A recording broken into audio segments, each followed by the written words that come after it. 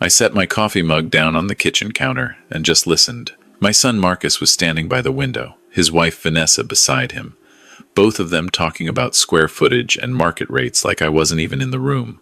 That night, after they'd finally left, I opened Catherine's folder from the safe and called the lawyer in Wyoming about activating what she'd called our escape plan. But I'm getting ahead of myself. Let me back up so you understand how I got here, and more importantly, who everyone is in this mess, because it matters. I'm Richard Patterson, 67 years old, retired civil engineer, spent 42 years designing water treatment systems across the Midwest. My wife Catherine passed away 6 weeks ago from heart disease. She was 65. We'd been married for 43 years. We have 2 children, Marcus, 41, who works as an investment banker in downtown Chicago, and is married to Vanessa, and Diane, 38, a marketing executive, married to a guy named Brad who sells commercial real estate. Then there's my nephew, Tommy. He's 26, a wildlife photographer. His mother was my younger sister, Linda, who died in a car accident when Tommy was 7. Catherine and I raised him alongside our own kids. To me, he's just as much my son as Marcus is. That's the family tree. Keep it straight, because it gets complicated. The day of Catherine's funeral was cold. February in Chicago, the kind of cold that gets into your bones and stays there. St. Michael's Church was full. Catherine had been a nurse for 38 years before retiring, and the community loved her. I sat in the front pew between Marcus and Diane. Tommy sat on my other side, his hand on my shoulder during the eulogy. What I remember most about that day wasn't the service. It was afterward, at the house, during the reception. I was in the kitchen making coffee for guests when I heard Marcus and Vanessa talking in the hallway. They didn't know I was there. The house has to be worth at least $850, maybe $900,000, Vanessa was saying. And you said there's the retirement accounts, the savings, Mom's pension, Marcus replied. That stops now that she's gone, but Dad's is solid. Plus, whatever life insurance there was. I stood there with the coffee pot in my hand, frozen. We need to talk to him about downsizing, Vanessa continued. This place is way too big for him alone. He should sell, move into a condo. The market's hot right now. Give it a week, Marcus said. Then we'll bring it up. They didn't give it a week. 3 days later, Marcus showed up at the house with a folder full of real estate listings. Dad, we need to talk about your living situation, he said, spreading brochures across the dining room table. Senior apartments, assisted living facilities, condos in retirement communities. I'm 67, not 90, I told him, and I'm not going anywhere. Be realistic, Vanessa chimed in. She'd come with him, apparently. This house is 4 bedrooms, 3 bathrooms. The yard alone is half an acre. The maintenance, the property taxes, it's too much for one person. I've been maintaining this house for 40 years, I said. I think I can manage. It's not just about managing, Marcus said, using his banker voice, the one he probably used with difficult clients. It's about being smart with your assets. You sell now, you could clear $700,000 after the mortgage. Invest that properly. Combined with your pension and Social Security, you'd be very comfortable in a nice 2-bedroom condo. And what happens to the equity I'd be giving up? I asked. Marcus and Vanessa exchanged a look. Well, eventually that would be part of the estate, Marcus said carefully, which Diane and I would inherit. So, really, we're just talking about timing. There it was. The house wasn't too big for me. They wanted to liquidate it now so they could get their hands on the money sooner. I'm not selling, I said. Diane arrived the next day with Brad. Same conversation, different approach. Daddy, we're just worried about you, Diane said, using the voice she probably used in her marketing pitches. You've been through trauma. You're not thinking clearly. This house has so many memories of Mom. Wouldn't it be easier to start fresh somewhere new? Every memory of your mother in this house is precious to me, I said. Why would I want to leave that? Because holding on to the past isn't healthy, Brad said. He had this habit of leaning back in his chair with his hands behind his head, like he owned the place. My therapist says that after loss, people need to make big changes to process grief properly. Your therapist? I repeated. Certified professional, Brad said. Charges $300 an hour, so you know he's good. Over the next 2 weeks, it got worse. Marcus hired an appraiser without asking me. The guy showed up at my door with a clipboard, saying Marcus had sent him to evaluate the property. I sent him away. Diane called a moving company and got an estimate for packing up the house. Vanessa started coming by during the day while I was out, measuring rooms and taking pictures. I caught her in Catherine's sewing room once, photographing the built-in cabinets Catherine had loved. "What are you doing?" I asked from the doorway. She jumped. "Oh, Richard. I was just thinking about staging ideas. You know, for when you list the house." "I'm not listing the house." "Not yet," she said, with this smile that didn't quite reach her eyes. "But you will, and when you do, we want to make sure you get top dollar." The breaking point came 3 weeks after Catherine's funeral. I came home from the grocery store to find Marcus, Diane, Vanessa, and Brad all sitting in my living room. Marcus had used his old house key to let himself in. "We need to have a family meeting," Marcus announced. "In my house? Without my permission?" I set the grocery bags down. "Technically, it's our house, too," Diane said. "Eventually." "Sit down, Dad," Marcus said. "We've made some decisions." "Decisions," I repeated. Vanessa pulled out a folder, neat and organized. "We've consulted with an estate attorney. Given your age and Mom's recent passing, it makes sense to start transitioning assets now. Avoid probate, minimize estate taxes. All very standard. We've found you a beautiful condo in Oak Park," Diane added quickly. 2 bedrooms, 2 baths, all 1 floor. There's a community center, a shuttle to the grocery store. "We've scheduled the listing for next month," Marcus said. "April 1st, spring market's the best time to sell. We're using Vanessa's colleague, top producer in the area. She estimates we'll have offers within 2 weeks." I looked at them. My children, my son-in-law and daughter-in-law, sitting in the home their mother and I had built together, dividing it up like I was already dead. "Get out," I said quietly. "Dad, be reasonable. Get out of my house. We're trying to help you." "You're trying to help yourselves to my money," I said, "and your mother's memory. Now get out before I call the police and have you removed for trespassing." They left, but not before Marcus said, "We'll be back when you're thinking more clearly." After they'd gone, I stood in the empty living room for a long time. Then I went upstairs to the bedroom, to the closet where Catherine kept her important papers. She'd always been more organized than me, everything labeled and filed properly. I found what I was looking for in a fireproof box on the top shelf. A manila folder marked, "For Richard, open after I'm gone." Inside was a letter in Catherine's handwriting, dated 6 months before her death. "My dearest Richard," it began. "If you're reading this, I'm gone, and I imagine our children are circling like vultures. I'm sorry I'm not there to see the looks on their faces when you finally tell them the truth. Here's what you need to know." I read the letter 3 times. Then I read the documents she'd included. Property deeds, bank statements, trust documents, a timeline of steps to take, names and phone numbers of lawyers, accountants, real estate agents in Wyoming, photographs of a place I hadn't seen in 45 years.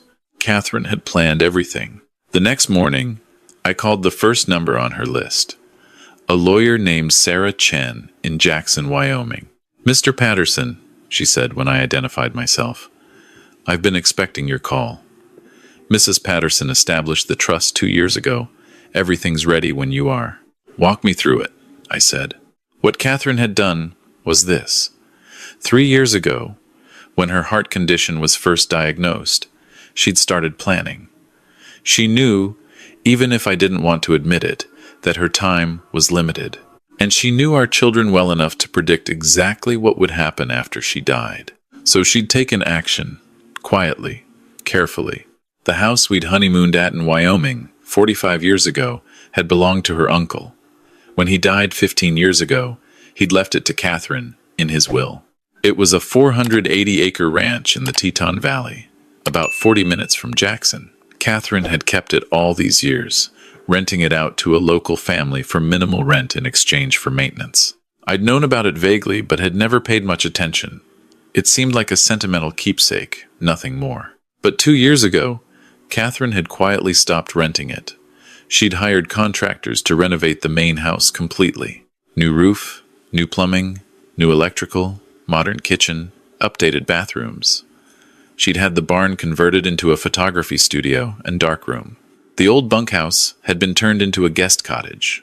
She'd established a trust, funded with proceeds from selling some stock she'd inherited from her parents, to cover property taxes and maintenance for the next 20 years. Then, she'd set up a second trust. Into this one, over the course of 2 years, she'd gradually transferred money from our joint savings account, small amounts at a time, nothing that would trigger my attention when I glanced at bank statements. By the time she died, she'd moved $400,000 into that trust, leaving just enough in our regular accounts to look normal. The Chicago house? It had a second mortgage I didn't know about. Catherine had taken it out quietly 2 years ago for $150,000. She'd used that money, plus the money from selling her parents' old house, to fund the Wyoming renovations and the trusts. The payments on the second mortgage were set up as automatic withdrawals from an account I never checked. What this meant: the Chicago house that Marcus and Diane were so eager to sell had almost no equity. Between the original mortgage and the second mortgage, there was maybe $50,000 of actual value there. Everything else Catherine had quietly moved to Wyoming. She left you a way out, Sarah Chen told me on the phone. And she left instructions. You're to transfer ownership of the Chicago house to Marcus and Diane immediately. Give it to them. Let them have it. Just give it to them? I said. Along with the mortgages. Both of them. They'll be responsible for the debt. The letter from Mrs. Patterson suggests you tell them it's their inheritance. Early. She thought they'd be so excited about getting the house that they wouldn't read the fine print until it was too late. I started laughing. I couldn't help it. Catherine, even in death, knew exactly what she was doing. What about the retirement accounts? I asked. Mrs. Patterson left those alone, Sarah said. They're still in your name.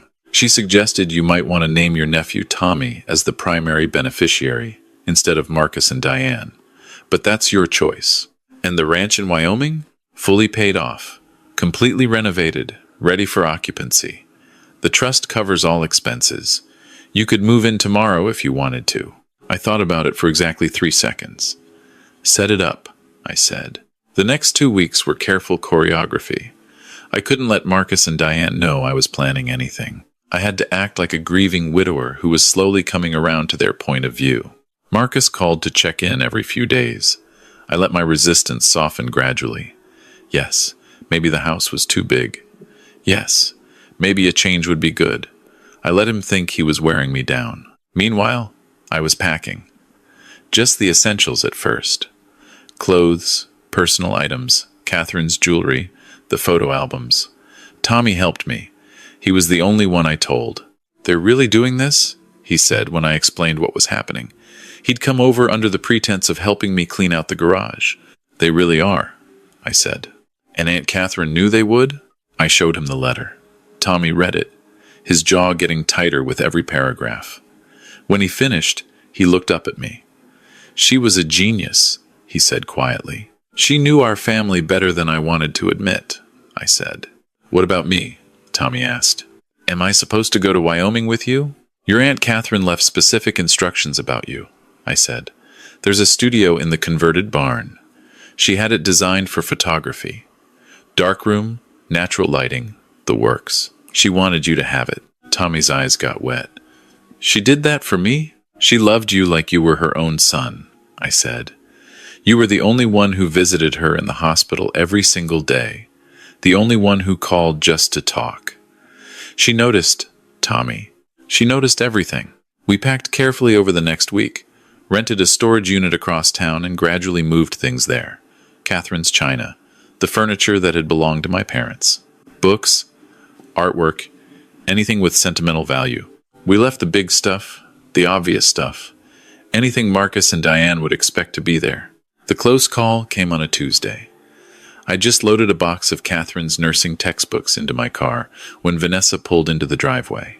Richard, she called out. Perfect timing. I wanted to talk to you about the kitchen remodel. The kitchen remodel, I repeated, closing the trunk. For after you move out, she said brightly. Marcus and I are thinking of keeping the house instead of selling. Use it as an investment property or maybe a vacation rental. But the kitchen is so dated. I was thinking white subway tile. Maybe a waterfall island. You're planning to remodel my kitchen, I said slowly. Well, it'll be our kitchen soon, she said. Marcus says you've agreed to sign the house over to him and Diane next month. I hadn't agreed to anything, but I just smiled. We're still discussing it, I said. What's in the box? She was looking at my trunk. Old books, I said. Thought I'd donate them to the library. Decluttering, like you suggested. She bought it. That's wonderful, Richard. It's so healthy that you're letting go. If she'd looked closely, she would have seen that my car was packed full. But she didn't look. She never really looked at me at all. The final meeting happened 4 weeks to the day after Catherine's funeral. I'd called it myself, asked Marcus and Diane to come over, told them I'd made a decision about the house. They arrived within 5 minutes of each other, like they'd coordinated. Vanessa and Brad came too, naturally. Tommy was already there, sitting quietly in the corner. They barely acknowledged him. I've thought about what you said, I told them, sitting in my leather armchair, the one Catherine had given me for my 60th birthday. About the house being too big, about making a fresh start. You're right. It's time for a change. Marcus and Diane exchanged victorious glances. I'm going to sign the house over to the two of you, I continued. Split 50-50. You'll take ownership immediately. That's wonderful, Dad, Diane said. This is really the best decision. I think so too, I said. I pulled out the folder Sarah Chen had prepared.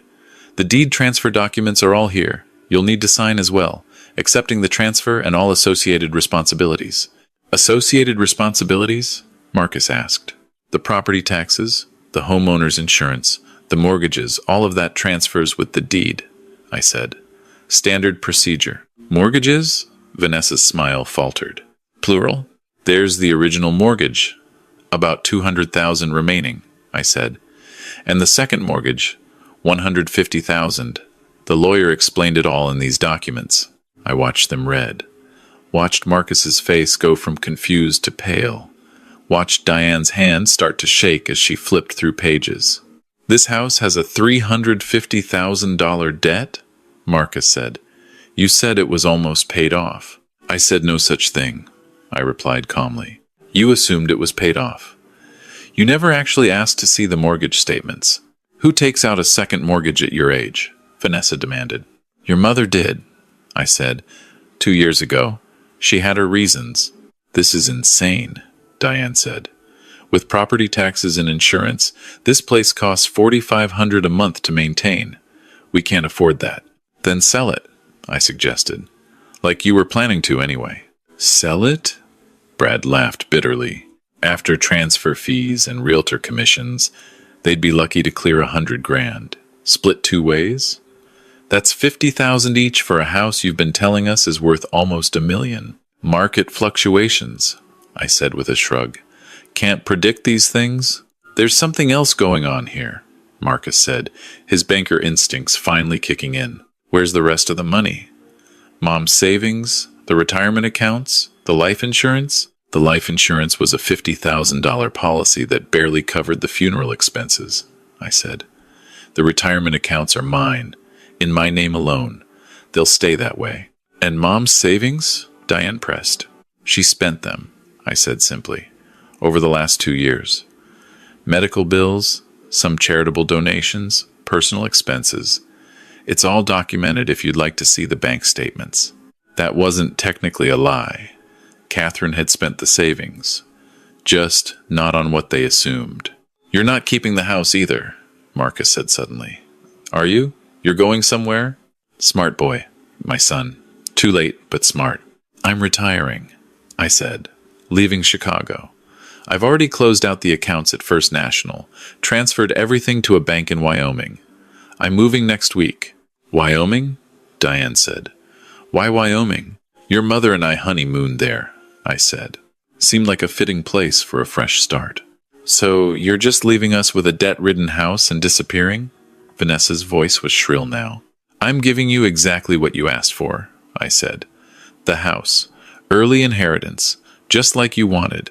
The fact that it's not worth what you hoped isn't my problem. This is fraud, Marcus said. We'll sue. Mom couldn't have just hidden $300,000 without my knowledge? I finished. She could, and she did. Her money, her decisions, all legal, all documented. Sarah Chen in Jackson can send you copies of everything if you'd like. She's very thorough. I stood up. Now, if you'll excuse me, I have packing to finish. The movers come Monday. You can pick up the keys from Sarah Chen's office. She's handling the deed transfer remotely. You can't do this, Diane said, and there were actual tears in her eyes now, but I suspected they were tears of rage, not sorrow. I already have, I said. Tommy, you ready? Tommy stood. He'd been quiet the whole time, just watching. Now he picked up 2 duffel bags I'd staged by the door. You're taking him? Marcus said. Of course you are. Your little charity case. Tommy's more family to me than you've been in years, I said. He's coming with me. The ranch has plenty of space. Ranch? Diane said. What ranch? But I was done explaining.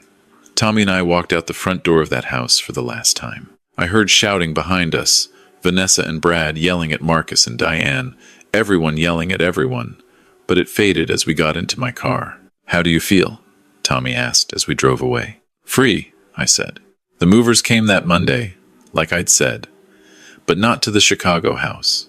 They went to the storage unit where Tommy and I had been hiding everything that mattered. They loaded it all into a truck and drove it to Wyoming. Marcus and Diane did try to contest the deed transfer. Sarah Chen called me 2 days after I'd arrived in Wyoming to tell me they'd retained a lawyer. It went nowhere. Catherine had documented everything meticulously. Every withdrawal, every transaction, every decision had a paper trail showing it was her money, her choice. The lawyer Marcus hired took one look at the trust documents and advised them to drop it. They kept the Chicago house for 3 months, trying to find a buyer who'd pay enough to make it worthwhile. Eventually, they sold it at a loss and split the remaining $53,000. Diane sent me a single text message. Hope you're happy. I was, actually. The ranch in Wyoming was everything Catherine's photographs had promised. 480 acres in the Teton Valley, with the mountains rising up to the east like ancient guardians. The main house was a sprawling log home with huge windows facing the sunrise. Catherine had overseen every detail of the renovation. The kitchen had granite counters and professional-grade appliances because she knew I liked to cook. The master bedroom had a reading nook because she knew I'd need somewhere quiet to think. The study had built-in bookshelves already filled with books she'd had shipped there over the past year, ones I'd mentioned wanting to read. It was like she'd built me a whole new life and left it waiting for me to find. Tommy moved into the converted barn. The photography studio had everything he needed: professional lighting, backdrop systems, a proper darkroom with temperature-controlled chemical storage. Within a month, he'd set up a freelance business photographing wildlife and selling prints online. He was happier than I'd ever seen him. I spent my days learning the land. There was a creek that ran through the property, cold and clear from mountain snowmelt, a grove of aspens that turned gold in September, elk that came down from the high country in the evenings. I bought a horse, a gentle old gelding named Copper, and rode the fence lines, learning every corner of my new home. At night, I'd sit on the back porch with a cup of coffee and look at the stars. You could see so many stars out there, away from the city lights. Catherine and I had sat under these same stars 45 years ago, young and newly married, talking about the life we'd build together. I found her last letter 3 months after moving in. It was tucked into a copy of her favorite book, The Yearling, on the shelf in the study. Richard, it said, if you're reading this, you made it. You're free. I'm so proud of you. I know you're probably feeling guilty, like you abandoned our children. Don't. They abandoned us first, years ago. When was the last time Marcus called just to talk? When did Diane last visit without wanting something? Tommy is your son now, the one who chose to stay when everyone else left. Love him like he deserves. Live the life we always dreamed about. Watch the sunrise from that porch. Ride through the aspens in September. Feed the elk that come down in the evenings. And know that every single choice I made was so you could have this. I love you. I'll always love you. Don't you dare waste this gift being sad, Catherine. I read it sitting in the leather chair she'd had shipped to Wyoming, the same one from our Chicago living room. And I cried. Not from sadness, from gratitude, for 43 years with a woman who knew me better than I knew myself, who planned for my future even when she knew she wouldn't be there to share it. Tommy found me there an hour later. "You okay?" he asked. I showed him the letter. He read it, wiping his own eyes by the end. "She really loved you," he said. "She loved both of us," I said. "That's why we're here." A year later, Marcus called. Out of the blue on a Tuesday morning, I was fixing fence posts on the south pasture when my phone rang. "Dad," he said. His voice was different, smaller. "How are you?" "I'm well," I said. "You?" "Fine. Good. Busy with work." A pause. "Vanessa and I are getting divorced." "I'm sorry to hear that," I said, and I meant it. Whatever else, I didn't wish unhappiness on anyone. "She was only with me for the money," Marcus said bitterly. "After the house thing fell through, after it became clear I wasn't getting a big inheritance, she changed. Started fights about everything. Eventually, she just left." I didn't say what I was thinking. That Catherine had probably known that too. "Diane and Brad are having problems too," Marcus continued. "Turns out when you marry for money and the money doesn't come through, there's not much left." "Why are you calling, Marcus?" I asked gently. "I wanted to say I'm sorry," he said, "for how we treated you, how we treated Mom's memory. You were right. We were vultures." I sat down on a fence rail, looking out at the mountains. "I appreciate that," I said. "Is there any chance?" He started, then stopped. "Could I come visit? See where you're living? I'd like to talk. Really talk. Not about money or inheritance. Just talk." I thought about it. Thought about Catherine's letter. About the years of neglect. About the way they descended on me like predators after her funeral. But I also thought about the fact that he'd called. That he'd apologized. That people can change. Sometimes. If given the chance. "Call me next week," I said. "We'll figure out a time. I don't know if Marcus will actually visit. Maybe he will, maybe he won't. But I left the door open because that's what Catherine would have done. She was always better at forgiveness than I was.